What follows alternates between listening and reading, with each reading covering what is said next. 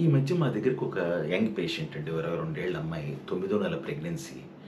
మేమేమో ఆ అమ్మాయికి బీపీ ఉంది, షుగర్ ఉంది. అన్నీ ఎమర్జెన్సీ సిజేరియన్ అడ్వైస్ చేస్తున్నాం. సిజేరియన్ చేయించుకోవాలమ్మా, నీకు నార్మల్ అయ్యే ఛాన్స్ లేదు. హై బీపీ, హై షుగర్ అన్నీ ఉన్నాయి. ఇన్ని చెప్తున్నా. ఏ రోజు వచ్చి అడిగినా నేను ఇవాళ పాస్ ఫోటోకెళ్ళాలండి. పాస్ ఫోటోకెళ్ళాలి.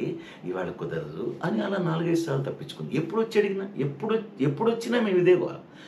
నీకు ఎమర్జెన్సీ చెయ్యాలి, నువ్వు అడ్మిట్ అయిపో, రేపు పొద్దున చేస్తాం అని మేము పాస్ ఫోటోకెళ్ళాలండి. ఇవాళ కుదరదు, పాస్ ఫోటోకెళ్ళాలి. రేపొస్తాను. అలా అలా అలా అలాగా వారం రోజులు గడిచిపోయాయండి.